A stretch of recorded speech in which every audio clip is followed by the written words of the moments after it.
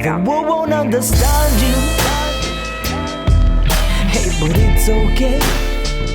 Said the world won't understand you. Cause I made you in my own way. Said the world won't understand you. Cause I made you different. Hello, everybody. Welcome to episode 84 of In a Good Way podcast. Today's special guest is Catania. He is an acclaimed author, metaphysical teacher, theorist, and coach. He is a survivor of a near-death experience in NDE and has dedicated his life to helping others achieve their full potential. Thank you so much, Ray, for being here. It's an honor. Omar, the honor is all mine and a privilege. Thank you so much for having me today. Absolutely. Thank you so much. So we'll get into your NDE amongst other stories that I'm really looking forward to you sharing. But first, I always like to start with my guests in the beginning. I know, you were an atheist. So yeah. Prior to that, I guess growing up, there were no hints of anything. Were you experiencing anything, seeing imaginary friends or? Yeah, absolutely. Well, see, here's the thing. When I was growing up in a Christian home. And so that was like, you had to accept that as being your religion. It wasn't like I had a choice, but so I was rebelling against that.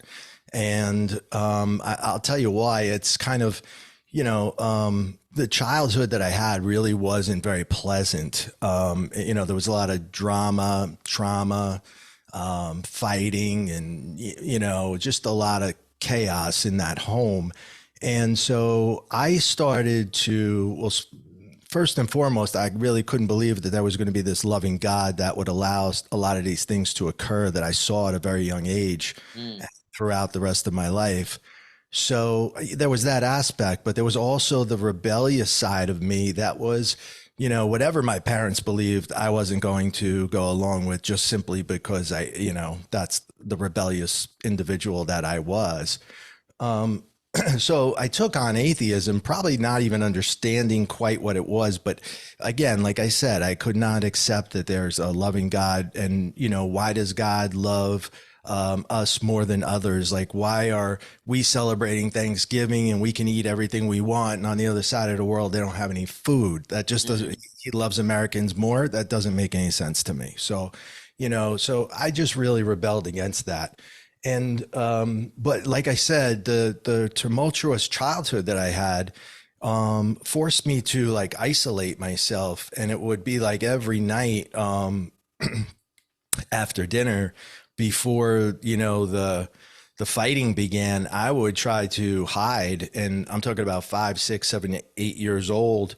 And I would lock myself in my room, or I would hide in the basement or the yard or wherever I could go where I'm not going to be noticed, because I don't want to get involved in what's happening. I don't want to be a part of it. So I'm trying to avoid it to the best of my ability.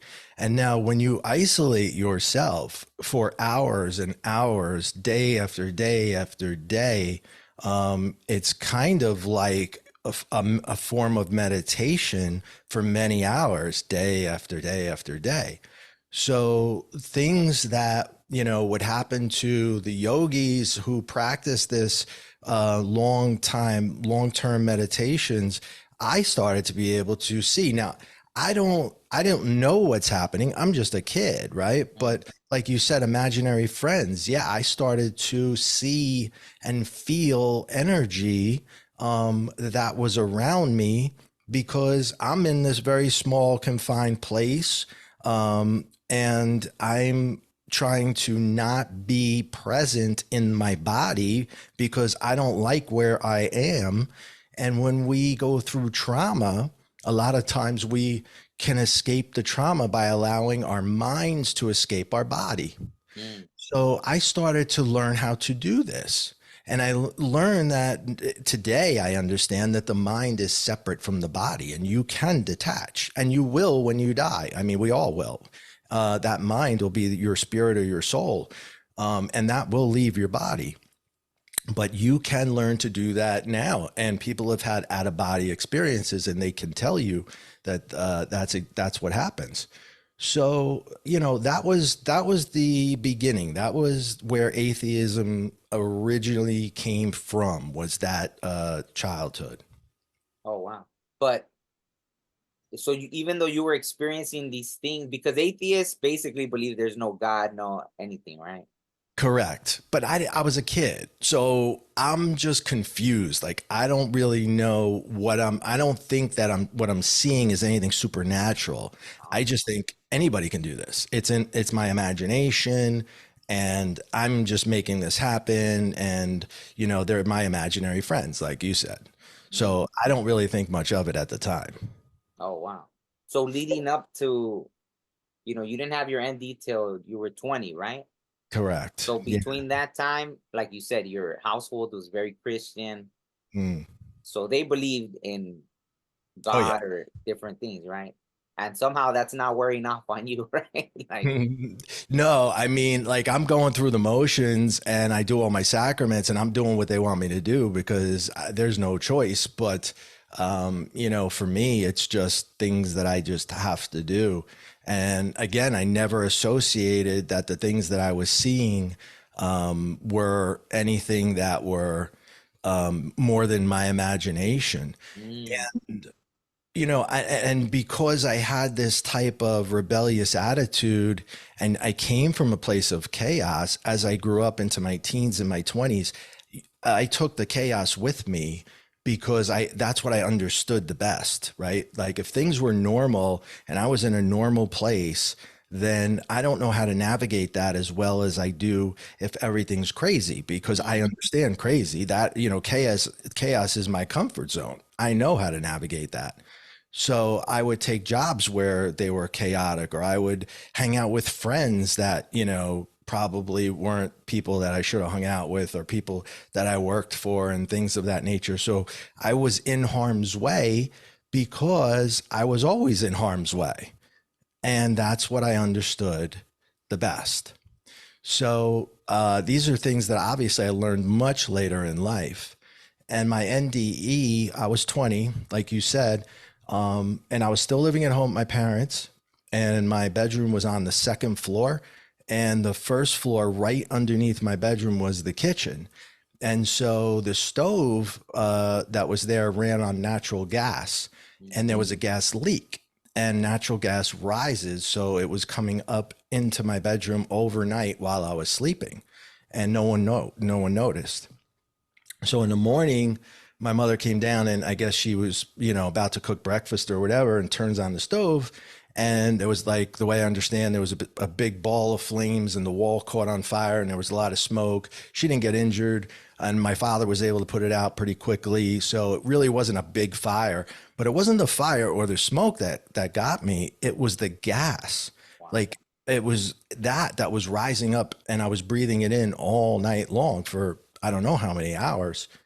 So the fire trucks come, the police department, and I hear the sirens and I hear all this commotion downstairs. So I try to get out of bed to see what's going on.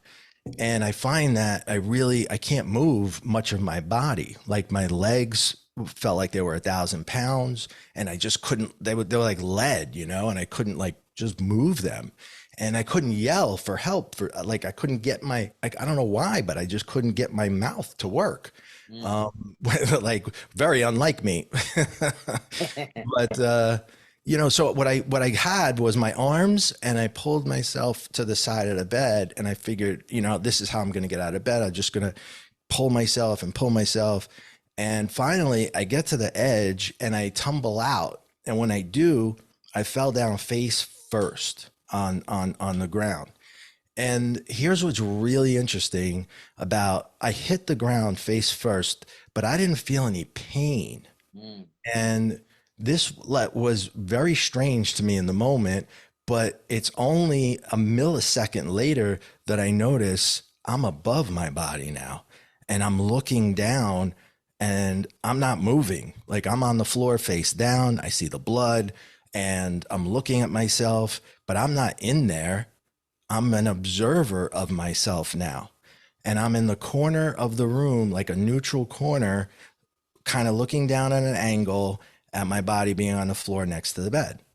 And then adjacent to me, the opposite corner, is where the light is like a spotlight. It's this huge white spotlight that's shining on my energetic self, not my dead self, but me, what's left of me. And I'm like, I feel like, this is so hard to explain, but the light is euphoric, and it's like, it feels like love, and it feels like compassion, and it feels like I'm part of the light. It doesn't feel like the light's on me as much as it feels like I'm commingled into the light. You know what I mean? So like, I can just float as a part of this light into it. And there's a being at the end that says to me, and I don't mean says like spoke, it's like, I don't even know how to explain the communication, but it's just, I just know he's saying it's okay to come into the light. It's safe to come into the light. And for some reason, I believe him, and I start to go into the light. And now the euphoria increases the more I go into the light. Even if it's just a couple of feet more, I feel it more. And so it's in this moment, as I start to go through the tunnel, I want to go to the other side. I want to see what's there. And now my father comes in, and he kicks the door open, and he rushes to me, and he picks me up in his arms, and he's screaming and crying for the paramedics. And I'm watching him hold me in his arms, going, my son, my son, my son. And, you know, we didn't have a good relationship. Like I doubted that this man even cared. You know? And then all of a sudden I'm seeing this outpour of love and compassion that I had never seen before. And so I wanted to go back to that. Like that was something I always wanted. I wanted to have that kind of relationship with my dad, and I didn't. And so I asked the being who said it was okay to come into the light. I said, is it okay if I go back? Because I can't leave him like that. That's the way I phrased it, like making it about him and not about me. And I don't know, I think I'm negotiating or whatever. But the bottom line is, yeah, I get to go back, but when I wake up and I come to, I'm not in that room anymore or in his arms. Now I'm laying on the living room floor, and I'm looking up at paramedics, and they got all their tools and equipment, and they're just moving a mile a minute. And I'm like, whoa, what's going on? Like, why are you touching me? What's happening? I feel great. Get off me. Get off me. And they're like, you're not great. You're not even close to great. So stop moving. And I'm like, but did you see the light? Did you hear the voice? Did you see that? And they start looking at one another like, all right, this guy's, you know, he's either crazy or on drugs. And I just shut up, because here we are again. Like when I told people about my imaginary friends, nobody believed me then. Nobody's going to believe me now. I'm just going to shut down and shut up.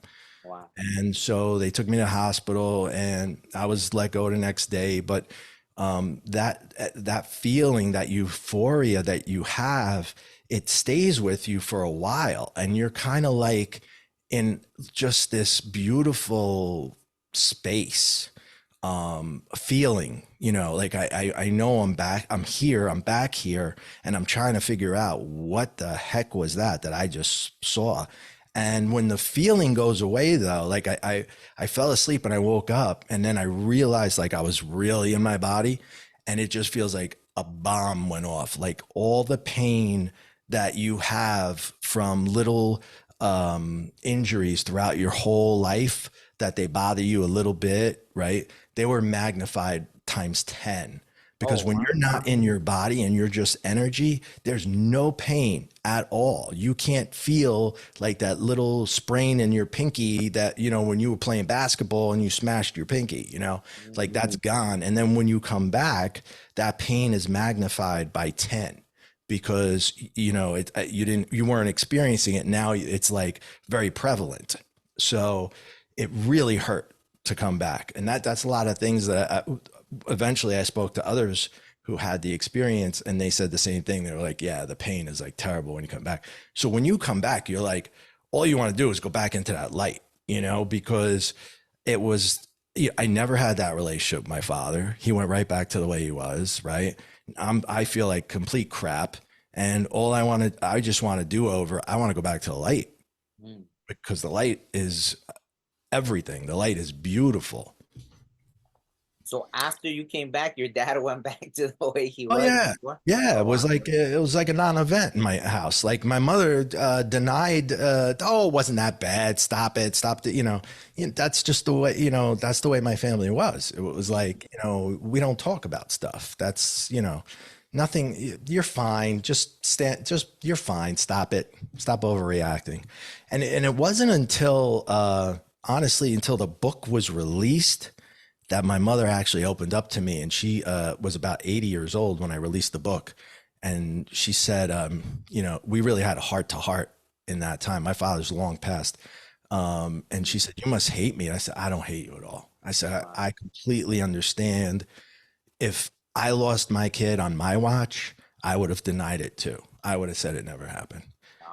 And she went on to tell me that I had actually died 3 or 4 times. They had to resuscitate me. It wasn't just the one. I didn't even know that part. So she started telling me things that she remembered that I didn't even know about. So we had a real good bond. I'd say we're closer today than we've ever been as a result of airing this all out. Wow, and your book mostly focuses on the NDE, or even you go back? No, it's really the first book, The Atheist and the Afterlife, is about the transition. It's less about the NDE and more about how I changed from being an atheist and thinking that life was a joke, and that, we just live, we die, and it's over, and going through the transition of being a person who did not care if he lived or died to a person that believes in not only living, but living in a good life, that one that we have to help other people, and everything about my life changed. And it's also about coming from nothing. And I mean, less than nothing. Like I wasn't given anything. We didn't have money. We didn't have stuff. And I overcame, all of that and became successful and had 2 kids and fell in love and everything, just I made these things happen because I started to understand that there is more to this world than what we see every day and what we see on TV and so it's about overcoming those things. And I'm not special. Believe me when I tell you, I'm not special. I'm not chosen. I am none of those things. I am no different than anybody else. I just had a different set of circumstances that forced me to look at the world in a different respect. That's all.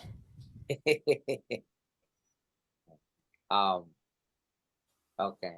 Now but because I feel that, well, I know, like maybe you feel like it's not a special thing. I think it is. I think that's just my opinion, obviously, right? Like, because then you're able to, well, do you feel like it was a choice or was this pre-planned? Like, do you feel like in that sense, it's not special because were you shown like so many NDE experiencers that you had already pre-planned it? So, oh no. Oh, okay. I didn't know. Even remember now, in those days, we didn't have computers yet. We didn't have cell phones. So even after the event occurred, I had nowhere to go to find out what happened to me. So I didn't have a way to put that into a context and explain it to anybody. And when I tried, like the 1 or 2 times with my mom, that didn't go over good at all. So I just put it in a box and I suppressed the whole idea. And this is the way I mentally chalked it up like this. My analytical mind comes into play, right?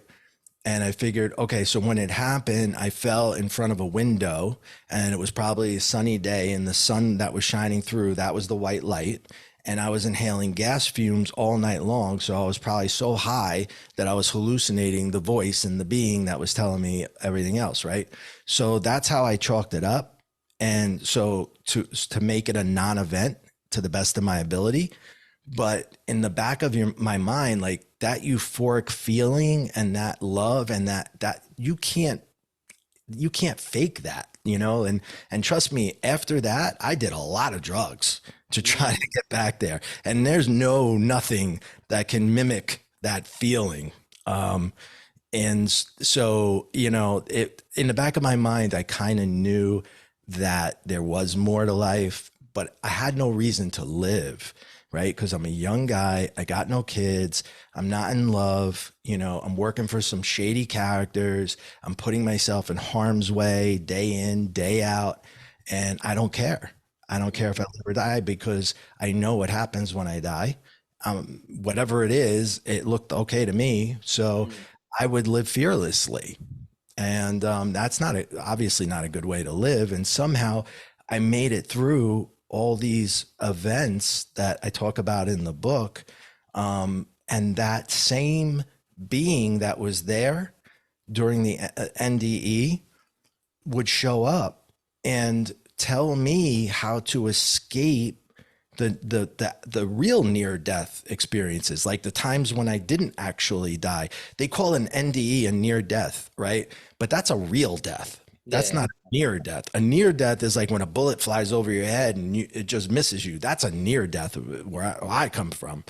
So, and I was having events like that. Like one time at work, I was after hours, we were in a nightclub, and you know, I was getting some bottles from under the bar, and I hear pop, pop, pop, pop, pop, pop. And there's obviously gunfight right around me in the bar. And the being tells me side door, side door, side door. And I'm like, I can't get to the side door. It's all the way down there. The shooter's going to see me, or shooters, or whatever's going on. Cause I don't know. I'm like hidden under the bar right now. And he keeps saying side door, side door. So I got nothing to lose. I go for the side door and I make it out that one, but it doesn't end there, because you have to make a left and go down this long corridor that was like 40, 50 feet, and then get to another side door and to get outside. So I made it, obviously, and I got through the door. And this is what was really remarkable, if that wasn't enough, that my car was parked right outside that door, and I never, ever parked there. Never. Oh, wow. I had my own special parking spot, and it was on the other side of the building. And for some reason, I chose not to use it. And I put my car right outside that door, and I got away. So there was like probably, you know, at least 6 or 7 events like that, that are in both books that I talk about, where this being was there for me and told me how to not die. And I don't know why. I mean, someday maybe I'll know. I don't know who that is. I can't really, I say he, but I don't know if it's a male or a female. There's no body or shape to this a guide. I call him my guide, and he's still around. Like, so, and I've learned to like have a little more communication with him. So he's been there time and time again, helping me not die in really bad situations. Wow. No, and that was going to be my next question. If you've ever been able to see what this guy looks like or anything, and you haven't. And what about the imaginary friends when you were younger? Were you able to see? So yeah, well, here's what happens with that. So they now when I was a kid, right? So I could kind of communicate a little bit with energy. I could feel it, and I knew it was unusual. And now crossing over to the other side and coming back, it's almost like I'm a portal, right? Like I open the door to all type, energies are just like flowing through. And I remember a little bit after the NDE, I had moved into my own apartment, and I was all excited because it's my bachelor pad. It's my first place I ever had in my life. Right. And I'm like, this is going to be great. We're going to have chicks and parties and everything. This is going to be the hangout place. This is going to be great. And none of that ever transpired, because from the day I moved in, like the day I got there, I would open up the door and it would feel like it was filled with people already, but there was nobody there. And I could feel emotions in the room. I could feel like I was being watched. I could feel these very, very strange things that I had no explanation for at all. And then, because I can't communicate yet, and I can't interpret what I'm seeing, I try to just block it out to the best of my ability. And anything electrical, they can mess with really well, right? They could turn lights on and off, TV channels, TV on and off, the blender on and off. I would like make toast, and then it was never made. And the alarms, I would set the alarm, it would go off. I would set it again, it would go off. I must have called the maintenance guy like 150 times. Because I said, nothing works in my house. Nothing works in my place. And he's like, kid, everything works in your place. You're nuts. And here it is again. Like everybody's telling me I'm always crazy. This is just as a pattern in my life. You're crazy. You're crazy. You're crazy. So I remember even having a phone call with my friend in that apartment. And we had landlines. Keep in mind, we had landline. We had cell phones now, but they're like $2 a minute to talk on. So we're not talking on them yet. I'm showing my age here. No, I remember the big. Yeah, the big thing, right? You remember? So, yeah, New Jack City, right? Yeah, the guy had a big phone. No, I had a neighbor that had one. I don't know, like a why brick. he had one at such a young age, but he had one of those block phones. So I'm on a landline and I'm talking to my friend, and I'm like, and this is the first, like, I don't believe in this stuff, but I'm saying I think my house is haunted, and the phone goes click. And I call him back and I said, why, yo, Paulie, why'd you hang up on me? And he goes, I didn't hang up on you. You hung up on me. And I said, no, you hung up on me. Click. I call him back and this keeps going on. I said, so I think my house is click.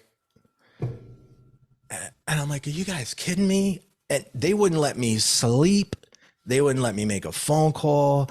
They wouldn't let me do anything. So I start using copious amounts of drugs and alcohol to knock myself out, just because I had the worst case of insomnia. I could never fall asleep. So I literally had to knock myself out. And then I move into the next place because I'm like, I got to get out of here. I move into the next place thinking it's going to be different. Nothing is different. I get to the other place and it's the exact same thing, just a new set of walls, So now I'm like, I don't know if I'm crazy. I don't know what's going on. Now I become addicted to drugs and alcohol. I'm a regular user.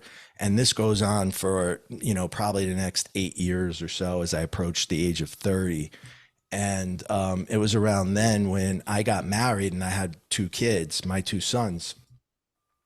And I always wanted to have 2 sons. And when I did, and I held, I have them in my arms, and I'm like, I have to change everything because now I got a reason to live. Now I can't live recklessly. I can't be on drugs. I can't be working for these people. I have to get my life on track. I checked myself into rehab. I went back to college, got my degree. I got a real job in the city. I worked my way up, did very well. And just pushed the other things to the side, these beings. Okay. Whatever it is that's around me, I'm just ignoring it and like taking it like it's a regular day to day. But now I got this reason for living and it's them. And I have to really change every single thing about my life. And that's what I do. I don't know any other person who ever drove themselves to rehab, gave the person the keys and said, don't let me out. Do not let me out until I'm clean and sober. And I have been since. So I have this newfound purpose and I'm leading a good life. And my marriage falls apart quickly, unfortunately. But, that was just, that was still in, I think it was like 2 years or something. And I got sober after that. So maybe that, was probably had a lot to do with it. But anyway, I still had the kids. Right. And so I'm working hard and I'm doing everything, giving everything to them that I didn't have. And I don't just mean materialistically, but I mean, like, I listen to them. I talk to them. I tell them I love them. I hug them every day, that now they're in their 20s and I still tell them I love them and I hug them and I don't let them leave the door until that happens. So it's a different life that they've had than what I had. In fact, they knew nothing until the book came out. And before I released it, I had to sit them down and, you know, go through a lot of these things with them. So later, as they start to get older, and I think that they can handle the fact that I'm thinking about dating again and having a real relationship. You know, I had a couple things here and there, but I never introduced them to anybody until I wanted to get serious, and I felt that they were old enough to understand that. So it's way later in my life. I'm in my 40s at this point, and I'm going to decide, okay, I'm going to date somebody and hopefully meet somebody and get serious. And so now in those days, and still in these days, you know, we go online, and that's how we meet somebody. We go to one of those websites, right? And we pick one to join and, you know, hope that it's going to work out. And so I was kind of going through the different websites that are out there. And whenever a guy, like, or probably women too, when you go onto the site, they give you like 4 women that live in my area to try to get me to join, you know, that they think I might like. And so one of the quote unquote examples, I looked at her and I was like, oh my God, that's my wife. That's my wife right there. That's my wife. Like, I know in here that is my soulmate. There's no question about it.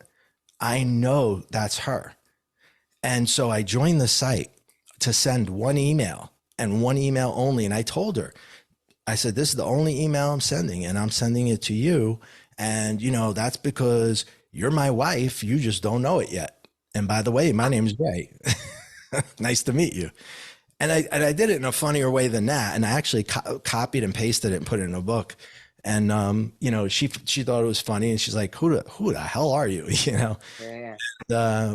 We went on that first date, and we are still today together and married, and I was right. She's my wife. And, but when we first meet and start to date, here's where things get crazy again, because everything I had kind of like, we're going back to the energies now, I had it kind of like, in a place where it wasn't intrusive, right? So I was able to get through my day. I was able to sleep, and you know, and then after I met her, this is the first time in my life ever that one of these energies, I can see like a person, like the shape of an actual human being.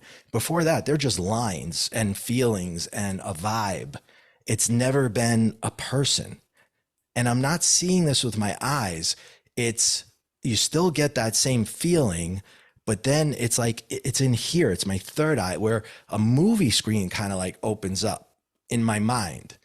And on that screen is this guy, and he's almost front and center, like, which is, I later learned, is really, really difficult for them to do. But this guy was powerful. And I see him, and he's a big guy, husky guy. He's got a beard and a mustache, thick black hair. And he says, I effed up. I made a mistake. You can help her. I cannot. I don't know what that means. I don't know who this guy is. I don't know anything other than I think I'm crazy. Now I'm really losing my you-know-what. Because I see something, what I think to be a person who's not there. So he comes to me on a Friday, and I remember this because I was at work, and I left work, and I said I had a headache. I was like, I got to get out of here. You know, I just don't feel well today. And I went home, and by the next day, I start seeing him what feels like every hour on the hour. Like, it just, I'm sure that's not 100% accurate, but it just seems like he's there again. And he says the same thing. I effed up. I made a mistake. You can help her. I cannot. Over and over and over. And by Sunday. Real quick. So he did use a swear word, right? Oh, yeah. Okay. I don't know if I can say that on your show, so I didn't want to. No, yeah, you're good. You're good. Just because, no, but I'll tell you after why, but go ahead. I don't want to make you bleep, you know. No, you're good. So yeah, you know, I effed up. I made a mistake. You can help her. I cannot. And he would just say this again and again and again. And on Sunday, by Sunday, it felt like it was every 5 minutes. So it was like every time my mind was idle for any reason, I could be driving and I'm at a red light and there he is again. And the light turns green and I'm still just sitting there and people are beeping at me. And I'm like, oh, wake up, wake up. Okay, okay. And I remember like the breaking point on Sunday was I drove to a store and I was buying some stuff and I had it on the counter and the lady was ringing me up. So my mind's idle again. And I got my card in my hand and I see him again. And I don't know what I did or said, but obviously it was very strange because the lady behind the counter says, "Sir, are you okay?" And I said, no, I'm not okay. And I took my card and I went back to my car and I sat there for a moment. And I was like, Jesus, I worked so hard. I worked so hard to get my life in order, meet the person I love, raise my kids the right way. And now I'm dealing with insanity. I'm crazy because I understand what that is. I do not understand what, somebody coming from the other side talking to me is. I have no understanding of that. I'm crazy. That's what I was told my whole life. So now it's just gotten worse to the point where I can't function. I can't drive. I can't talk to people. I can't do anything. And I start thinking about, well, I have to make arrangements for my kids. I have to make sure that financially they're going to be okay. I have to make sure I have my will. I have to make sure I have my DNR. I have to make sure I have all the paperwork that you need when it's the end, while I'm still competent. And this is where my head's at. And I call my brother and make sure he's got all these things. And while I'm still able to, so I'm literally thinking that this is the end of my life. And I have to now tell this woman that I just fell in love with. I just found my soulmate. Like, it's just like every time things are going right, man, boom, you just give it to me again. And I'm like, all right, I got to tell her. And to make this story even crazier than what it already is, my wife is a doctor of psychology and neuropsychology. I'm going to tell a doctor of psychology, I see dead people. Yeah, this is going to be great. This is going to be great for any relationship. So I tell her, because she has the right to know. She's got the right to move on with her life and, forget about me. I'm nuts. I'm going to the nut house. And I figured like this, she'll probably know a doctor that she could refer me to and give me a referral and say, never call me again and be on her way. Right. But that's not what happens. That's not what happens at all. And this is how I know we're soulmates. And she stops when I tell her I effed up, I made a mistake. You can help her. I cannot. I'm just like so tired of even like thinking this.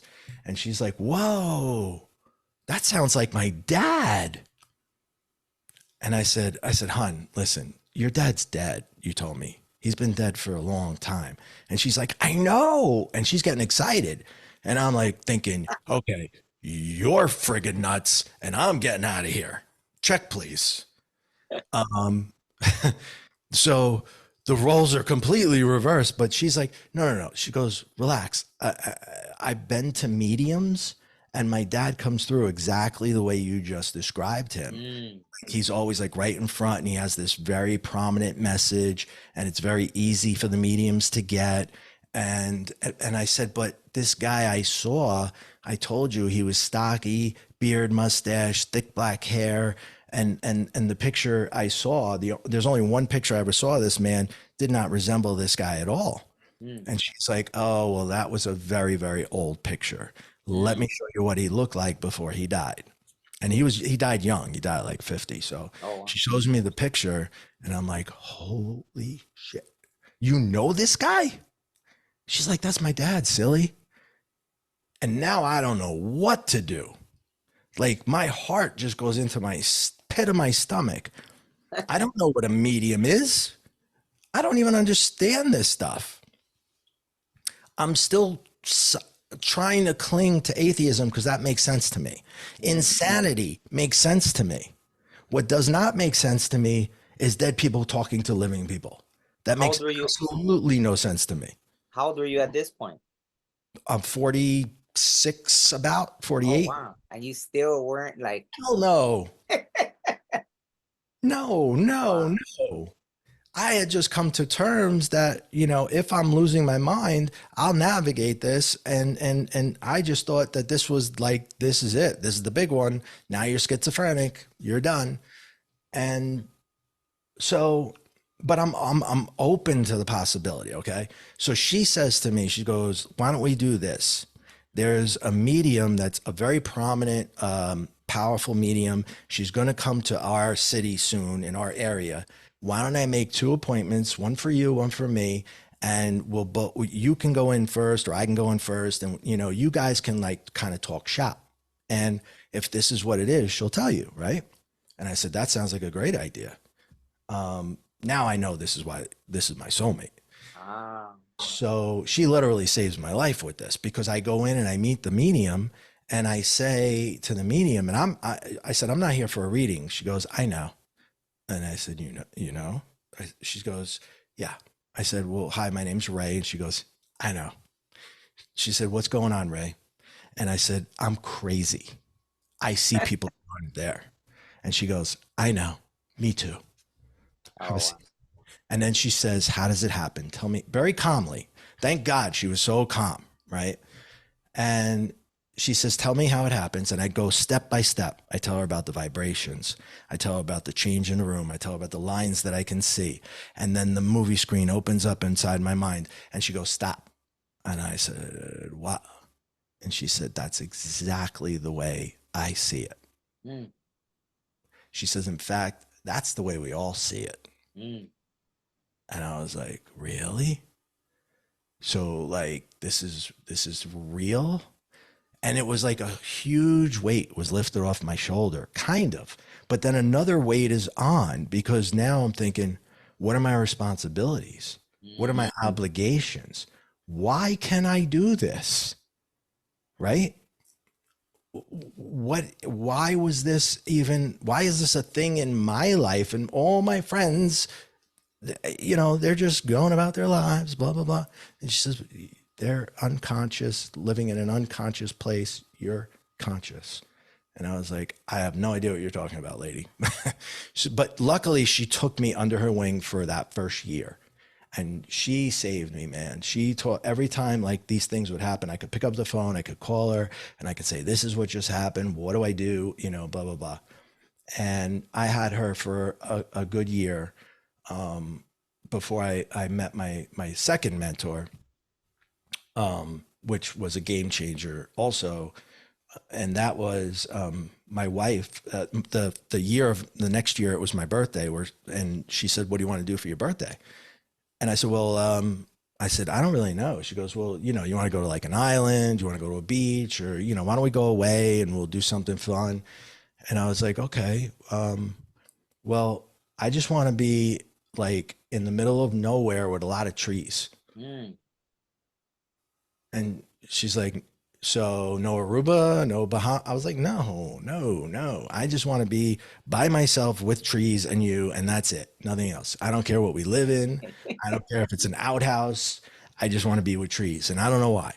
I later learned that it's the natural energy of the earth, Pachamama, that I need to ground myself.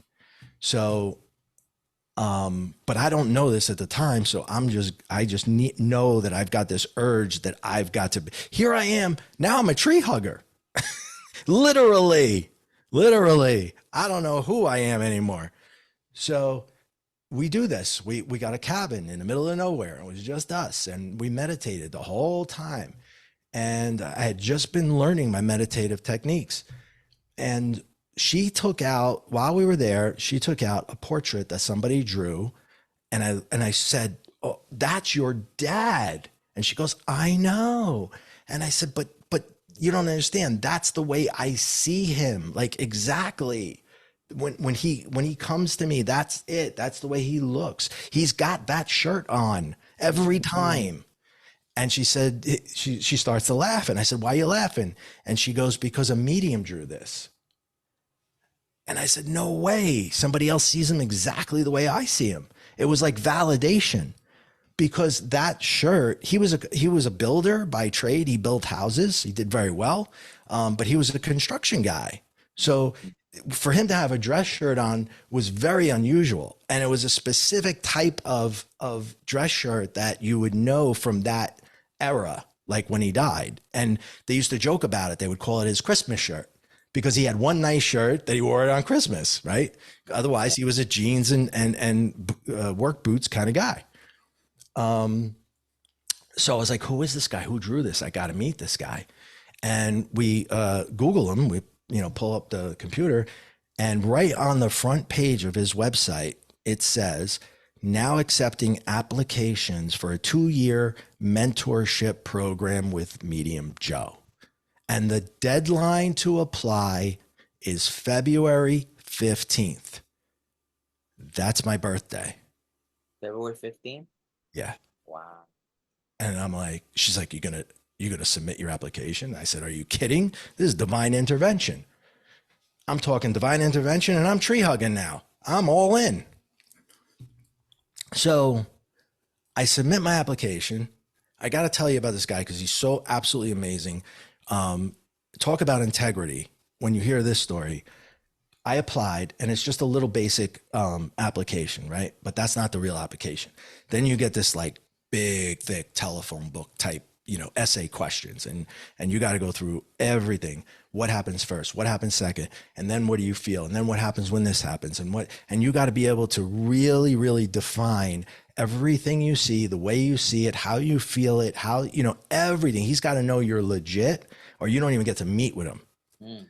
So then you have your interview, and it's by phone. And so I did that. And then you get another follow-up questionnaire. That's like another one. And you got to fill all that stuff out. This is only for the mentorship program. Nowadays, he has other classes too, that you don't have to go through all this. But this is, if you want to be a mentee, this is what you have to do. So after I go through all the motions, everything I had to do, I don't hear anything at all. And so I just figured I didn't get it. Months had gone by, and I was like, I guess I didn't get it. And I said, and I told my wife, I said, you know what, maybe this isn't real. Maybe this is just in my head, babe, and I'm all the way back to square one, doubting myself again. And she says, why don't you just send him an email or call and see what happened? And I said, all right. So I call his assistant, and I said, so I just wanted to confirm that, I didn't get it. And she goes, oh, no. You don't understand. There's hundreds of applications he has to go through. And I was like, oh, wow. Mm. Oh, okay. And we hadn't made any decisions yet, she said. And I was like, oh, okay. Thank you for your time. And now let's do the math on this. This program was a 2-year program, and it cost several $1,000s. Oh. It was not cheap by any means. And to be a mentee, again, this is not like regular classes. This is like I can call this guy 24/7 if I need be. And so he's got hundreds of applications, willing to pay thousands of dollars. He could have just said, you're all real. Come on in. Mm. And changed his, life literally with a huge windfall of money. Or even said, half of you are real. Come on in, and had a windfall, right? I don't know that I could have done what he did. So I did get accepted, and I was number 11 out of 11. Oh, that were chosen. Yeah, that's it. Eventually it was like 14, but a couple more stragglers came in, but that was it. It topped out. And I was like, I don't know that I could have done that. I really don't. Being, that much money on the table, leaving it, that shows you that this guy, his integrity and how he feels about his craft. And he's like, no, I can't. It's not that the other people weren't real. It's like he couldn't prove it to himself. So he had to let them go. And he could only take the ones that he was sure. And I'm one of them? Me? Like everybody else in the class had experience a little, and they were doing some things, and they were like reading for people, and they knew all the language, and I don't even know a damn thing. And I'm just there. But he taught us so much more than mediumship. He taught us about spirituality. He taught us how to live, how to be a good human, how to help others, how to meditate, how to manifest. I mean, the list goes on and on and on. And that was a 2-year program. And now it's like 4 or 5 going on 5 years later. I'm still with him. I'm not leaving him ever. Like, he's like the dad I never had. And that's right. Like, here comes these people into my life that literally change everything about who I was to who I am now. And it's just, and it's amazing how this transpires. That's what the first book is all about. Oh, wow. Wow. That's amazing. And, you just made me think about something. Okay, but I won't go into, because then I won't shut up, because I experienced, like, I have like all like that, right? Like, I experienced stuff. I was even looking for a mentor at one point. And for me, it's almost like, I guess that was my path, right? The school of hard knocks, having to learn everything. I did it along the way, right? I had like a medium friend that she helped me and different things. I was part of a native community. So, it was like, even if the elders didn't really understand everything I was going through, they listened. They must have heard it before, because they never looked at me like I was crazy, right? So that it made me be able to express. Yeah. But so now you're full-blown psychic then, right? Like, you. I guess so. And I really don't like that term at all, but yeah. And I intuitive is kind of a better word that I think a lot of people are starting to adapt to, intuitive. But everybody's intuitive to a degree, right? You just have to learn how to develop it to utilize it. Now, mediumship, however, you've got to be an intuitive or a psychic to be a medium. But you don't necessarily have to be a medium because you're intuitive or psychic. You could be very good intuitive without mediumship. And believe me, like, that's a good place, because, once you start getting into mediumship, that stuff scared the what out of me. I mean, like, that's no joke. And to be honest, I've got so much respect for mediums. I chose not to practice mediumship. I learned it because I had to understand it for myself, and I needed to know what was going on. But I don't practice it. I don't charge any money for it. I will never do that. That's not my thing. What I teach people is how to have their own spiritual awakening and how to overcome trauma and how to do that. And that's what my whole second book is about. But, so I have high respect for people that do readings, because when you do a reading, you got to let your energy and spirit's energy come into you together to some degree. And that's going to stay with you for a while. You can't just wash that off in the shower. And you take that emotion on with you for a couple of hours, maybe even a whole day. So, most mediums will tell you that they can only do a certain amount of them in one day before they're just like spent, because they're absorbing the feelings and the emotions. And, with me, like, what comes through, right? Why would you want to come through? Because you regret something, because you want to tell somebody you love them one last time, because you didn't do something, because you feel guilty of something, because you're shameful of something. You want to say you're sorry. So these are the things that they want to say. It's not, hi, I'm here, love you. It's just, that's part of it, but that's not it. There's usually like a message that comes along with shame, guilt, or something that's, bothering them, that they want, please tell my son this, So go ahead. It's taxing. Go ahead. No, absolutely. I've done it, and it's so funny that we're having this conversation, because I've been struggling with that. Like, I even thought, because see, just from the native culture alone, like, I was taught in that way. Like, we don't charge, right? How are you help, right? It's part of, obviously with native culture, you give offerings, right? So that's how it is, but you don't charge.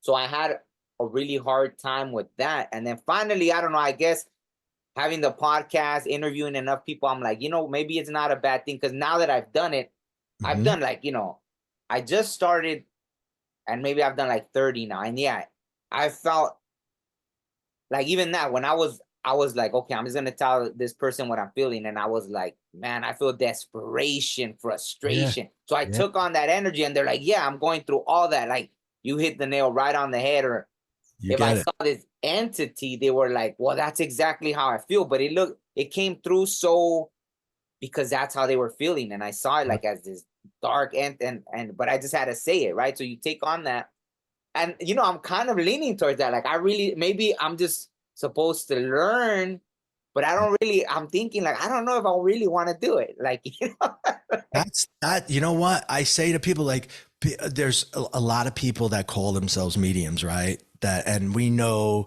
some of the, maybe they think they're 100% legit, and maybe they're not so much, right? The ones that you see that like, oh yeah, I'm a medium. Don't ask me to read, please. Yeah. That you know, that's the real one right there, right? The one is like, hi, I'm a medium. Come on, sit down. Let's do a reading. Nah, don't waste your money on that one, because it's not like that, you know? It's more like, yes, I can do it. Okay, I will do it for you, you know, but it's about serving. It's about, you know, and yes, they charge, they have to make a living too. So, I mean, they charge for this, and I understand that totally. You have to, but, it's, you can sense the difference, because we love changing people's lives, right? We love giving them that information, but at the same time, it hurts us to take that on and pass it through. So it's really a service that you have to kind of choose to do. And for me, like, I think people have multiple spiritual awakenings throughout their lives, right? On the way to what we hope one day will be enlightenment. I am not enlightened by any means. I'm a work in progress. I got no problem saying that, but I've had many, many awakenings. And when I was getting to the end of the second book, I had a huge one, because I was working towards having this, and it was so big that I actually had to go back and rewrite a lot of the parts of the book. And it was about, you know, really chipping away at my ego and really like fracturing it to the point where I don't let it run my life anymore. That little narrator voice in my head, you know, I don't trust it. It's never right. And so I don't listen to it anymore. I go upward. I go to the collective consciousness, or God, or the universe, whatever you want to call it. It's fine by me. That's where I'm going to get my information from. So my consciousness tells my ego to step aside, because you're just grabbing from my subconscious, which are things that I've already experienced or seen that you think are true, meaning my ego, which is not me. You think that's real. And I got a really good story. I'll share with you really quickly. Yeah, by all means. I eventually started to study how to be a shaman. I was very interested, and this is like right up your alley, right? So I start working with some people that embrace me. I become a welcome guest to the Carol tribe in Peru. And eventually, when I got through my training, my ceremony was to be on the top of Machu Picchu. I had to climb Machu Picchu, go to the top, and the elders of the Carol tribe were going to give me my healing rites at the top of the mountain. And all my life, when I was very young, I heard my mother say, I'm deathly afraid of heights. And so I adopted that like it was mine. I'm deathly afraid of heights. And I would even say that, not even knowing what that was. You know, I was like a little kid, and I heard my mother say that to somebody else. And I'm like, I'm deathly afraid of heights. That's the way I went through my life. I'm deathly afraid of heights. So Machu Picchu, 14,000 feet above sea level. You don't have to like climb it from the bottom. Obviously, they drive you most of the way up, but you still have a lot of climbing to do. And I went right up that mountain. I was so excited to get my healing rites and get up there and have that ceremony. And that's how I received this right here. And I went right up the mountain, didn't think about anything, came and, did the ceremony. It was beautiful. I came down the mountain. I said to my wife, I'm not afraid of heights. My mother's afraid of heights. I took that shit on my whole life. It's got nothing to do with me. That's just my ego. And that's when you start to realize it's not you. It's something other than you. And that little narrator, that little voice, you got to question it all the time, because most often, I would say 90% of the time, it's got nothing to do with you. You're absorbing the stuff that you heard other people say and other people do, and you witness things and you put it into a box, and your interpretation of that comes through the ego, and it's not real, and it's not you, and it limits us, right? Because I wouldn't have climbed the mountain. I wouldn't have gone up there, and I wouldn't have had this amazing experience that I ultimately had. So I kick my ego in the nuts every time it tries to flare up. I do not believe a word it says. And except for like, look both ways before you cross the street. Okay. It's got to put there, right? All right. But when you're telling me I can't do this, or I can't accomplish this, or I can't climb out, yes, I can. Yes, I can. And I will go to my awareness, and that will speak to my higher self. And that's where I'll find out what I can do, not from you. And that's what the second book is about. Oh, wow. You have 2 books, and is there another book, or you just have the 2? There will be, but it's not out. I'm working on it. It's a work in progress. As I experience and I learn, that's the way the books are written. It's like I take you on the ride with me. So it's not like, it's a storybook that has like a moral to the story. You're reading about my life. It's not like me just telling you stuff and this is what you should do, because who the hell am I to tell you what you should do? I just break down my life and the things that I've been through and the lessons that I learned from it. And if it helps you, I hope it does. And I gave it, and I wrote 2 books, and so far it's been pretty amazing. No, I can imagine. Like, I've hung on every word you said, so you're very good at, storytelling. So I can only imagine that the books are just as good, if not better, right? So thank you.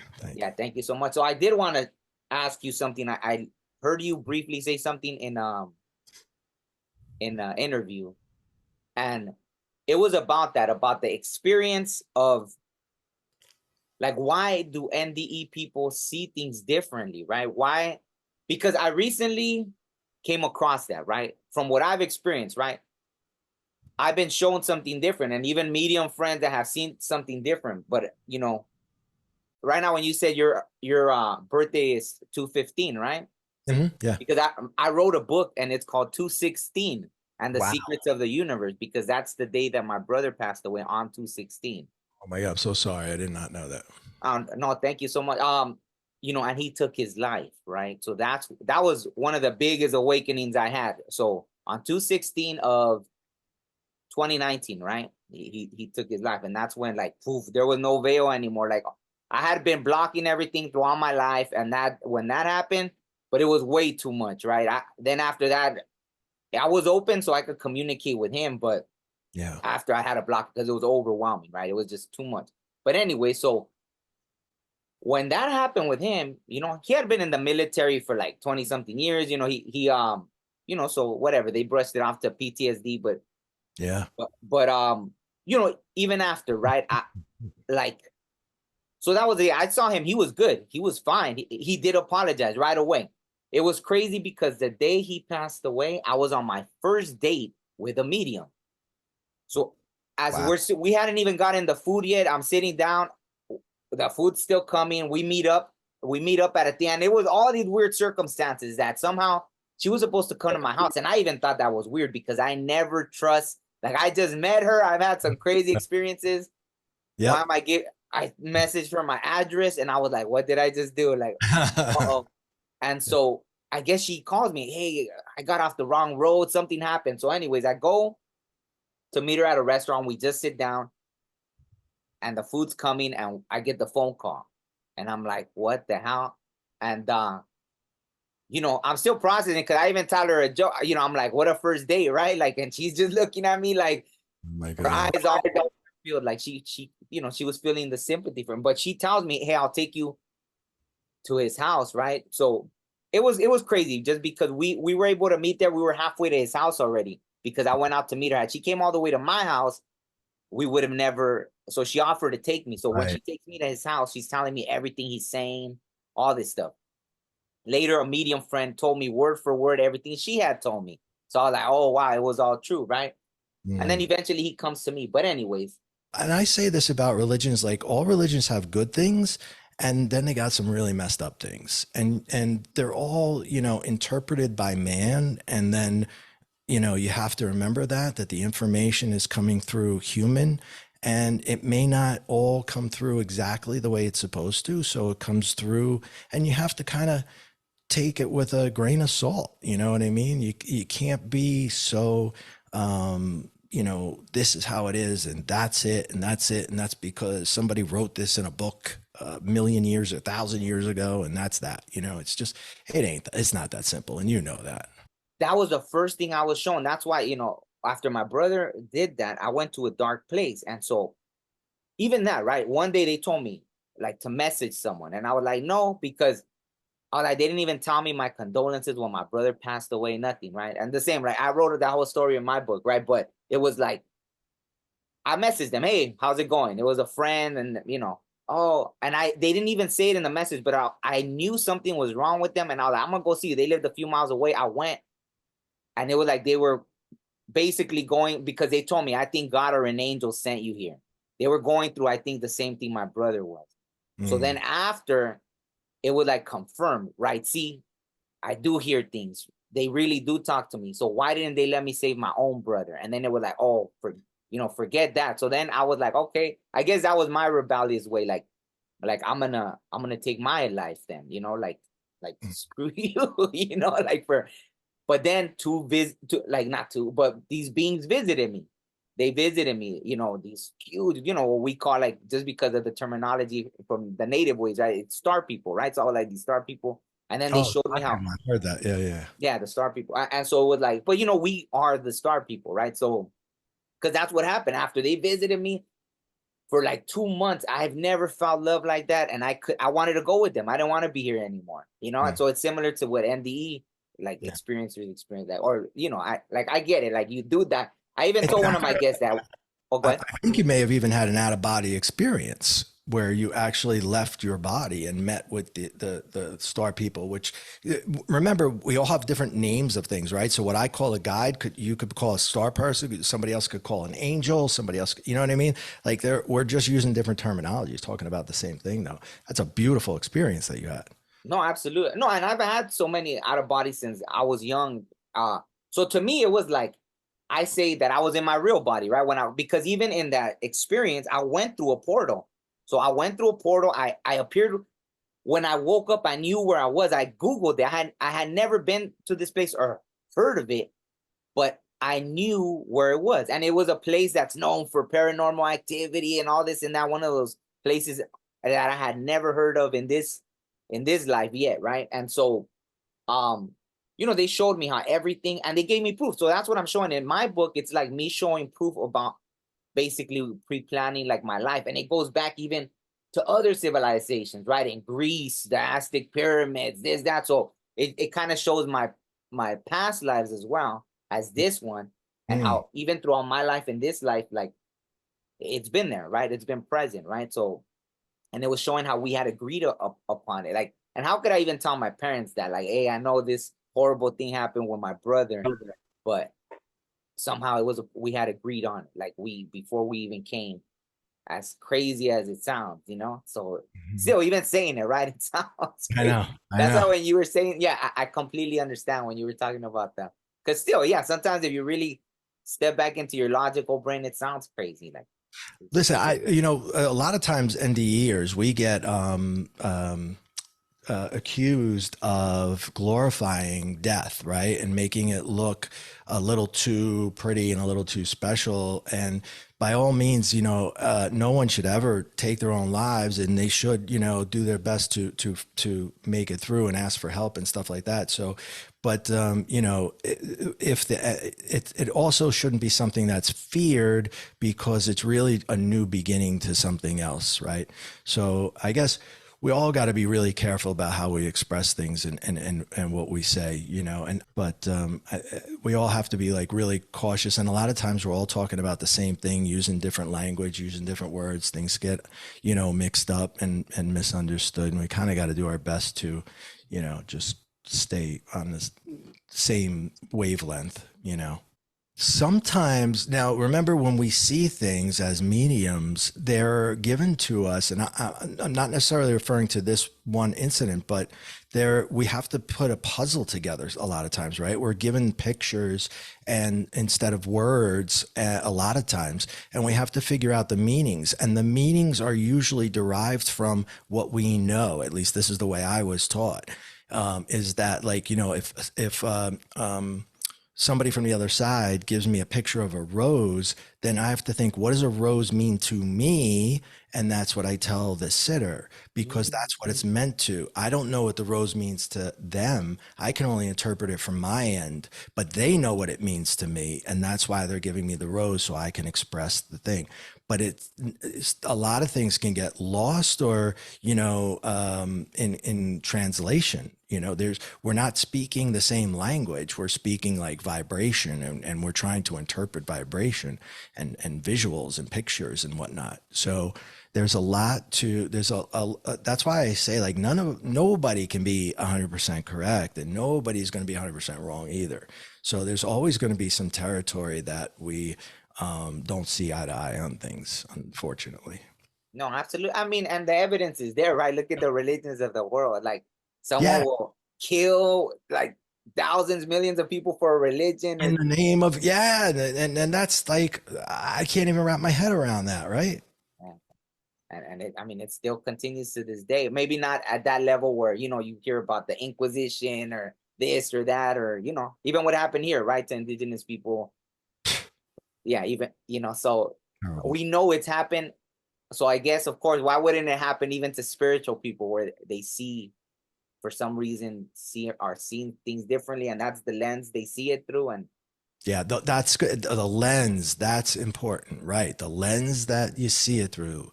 It's very important just to try to stay open to any possibility, because another lens might give you a better perspective on something too. You never know, right? Absolutely. So I want to be respectful of your time, Ray, but is there anything else? Because I know that you have a ton of stories. So is there anything else you want to leave anyone with before we I think that, we covered so much ground. I think it's really important to remember that at the end of the day, regardless of our beliefs and our religions and the way we see stuff, at the end of the day, we all are one. And I think we can all agree that we all come from one entity, one source, one energetic place. And, we need to remember that to hurt another person is to hurt yourself if you acknowledge the oneness that we all are. So you can't hurt somebody else without hurting yourself. And it's so important, like, that we all live by this this rule, because we're all going to return to the oneness. Even if we come back and you believe in reincarnation, we're going to the oneness. Then we come back and we're individuals, but we're still one. Like, God is a part of you and you are a part of God, right? Jesus said that. And I think there's a form of that in every religion, really, across the board. There's something to that degree. You're a part of God, God's a part of you. Therefore, we're co-creating these lives together. We're co-creating where we exist. We're co-creating our planet and everything that we do. So the only thing I would leave with everybody is just remember the oneness. Remember the oneness that we all are.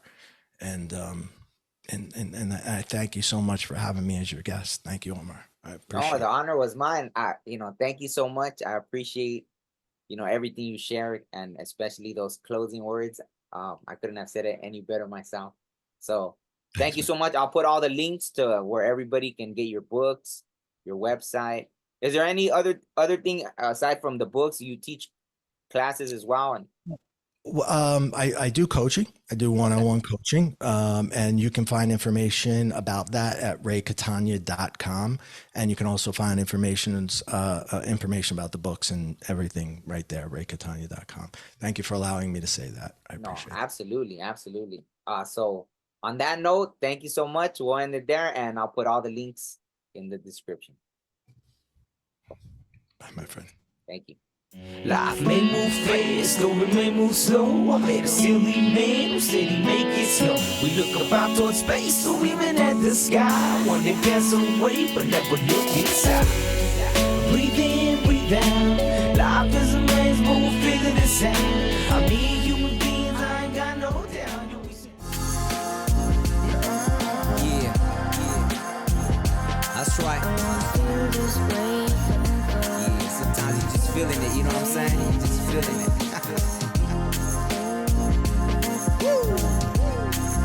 And I want to feel this way forever.